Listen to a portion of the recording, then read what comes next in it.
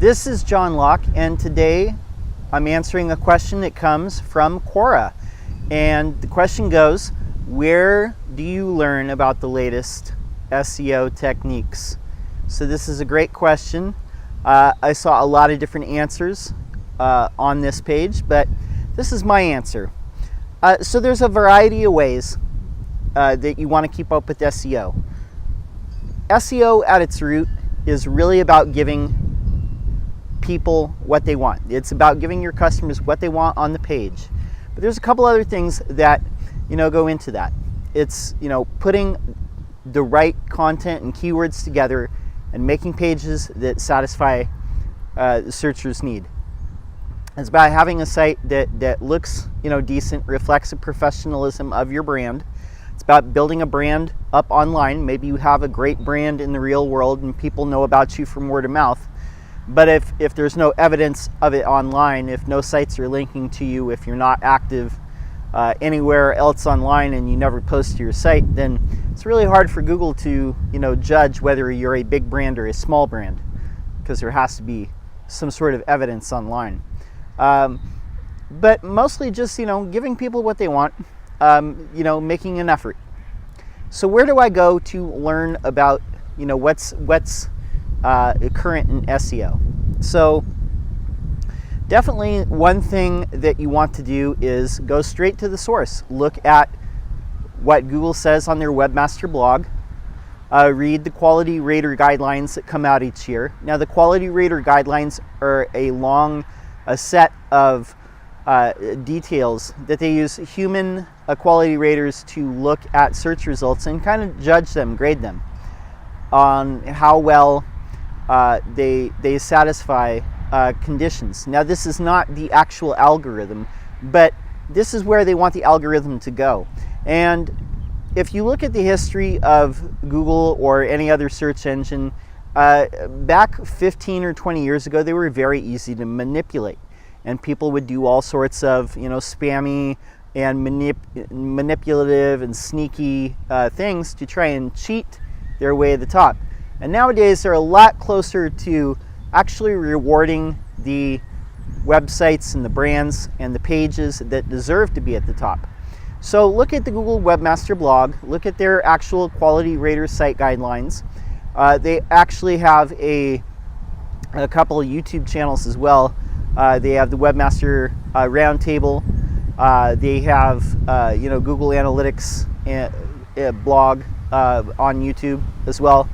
One thing that I will say with the Google representatives, always take what they say with a grain of salt, because there are people that will try and manipulate search rankings, and if they find the secret formula, then they're going to try and exploit weaknesses. So always, when you're listening to what Google representatives say, listen for what they don't say as well as what they do say, because they're not going to hand you the 100% secret formula, ever. They're not going to do that, because then people would manipulate any weaknesses that there are.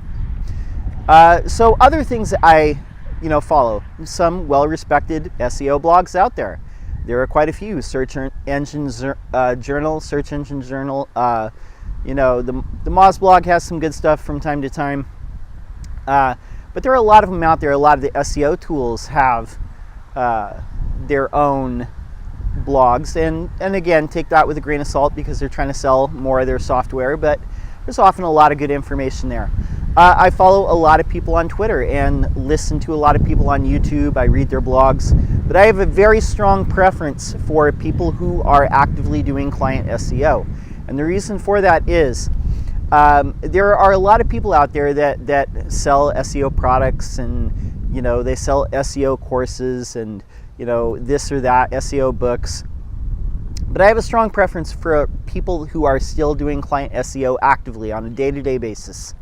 Because if you're far removed from the day-to-day of knowing what actually works and what factors are weighted heavily and which are weighted very lightly, then you end up just kind of repeating what other SEO blogs say. And what ends up happening is it's like a game of telephone, where the same things get repeated 10 or 15 times, and nobody's really checking if these things actually work or not.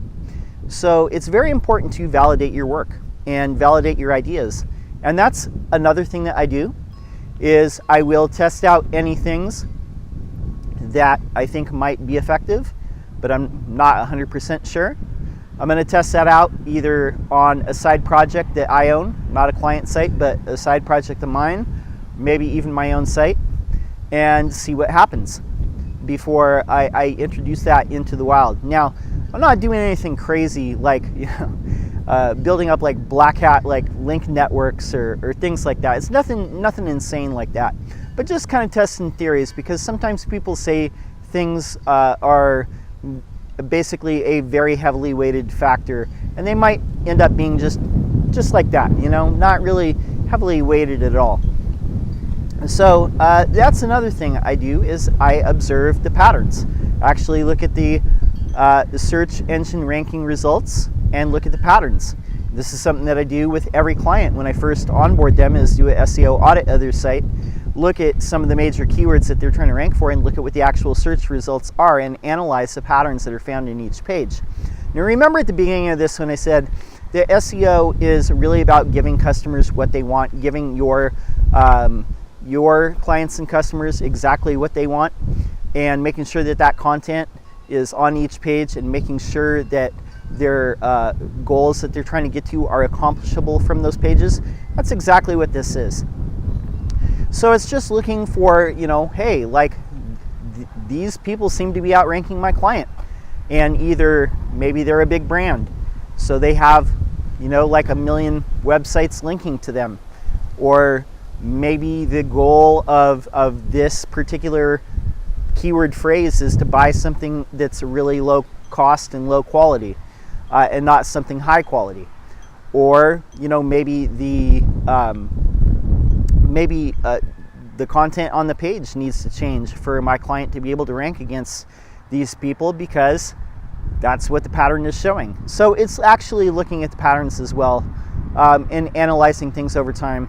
And again, that's why I say I follow people and I listen to people that are actively involved in SEO. And I have kind of a less of a preference for people that mostly either talk about SEO but don't do a lot of it, or they build awareness of it through speaking on stage or marketing, but they're not really doing a lot of day-to-day.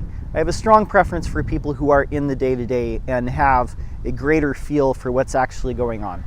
Now, all that said, nobody is really going to give 100% of their, what they think is happening behind the scenes away. And I will say this too, Google's algorithm changes on a daily basis. I think last year they made over 2,000 changes to it.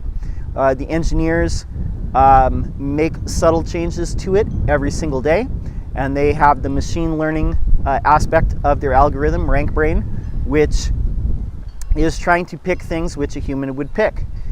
But at the end of the day, I really think that Google is a lot closer to their goal that they set out to do a long time ago, which was, get a search engine that would pick the same things that a human being would pick.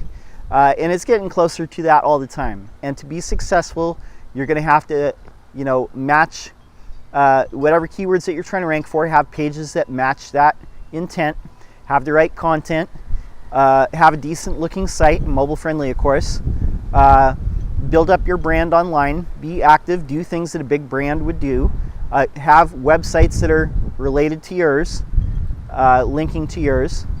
So, be active with link building and brand building and all those things that you should be doing. Maybe you've done in the real world, but you haven't done it in the online world yet. So, I hope that answers that question. I respect a lot of people in the SEO industry, and there's a lot of people that maybe are better known, but I kind of take what they say with a grain of salt. And it's just getting your hands in and doing the dirty work each day. So I hope that answers that question. My name's John Locke. My business is Lockdown Design and SEO. We help manufacturing and industrial firms with their SEO. So if you have a question, leave it in the comments below. We'll answer it in a future video. We're posting here every week, so I'd love to see you subscribe. Until next time, peace.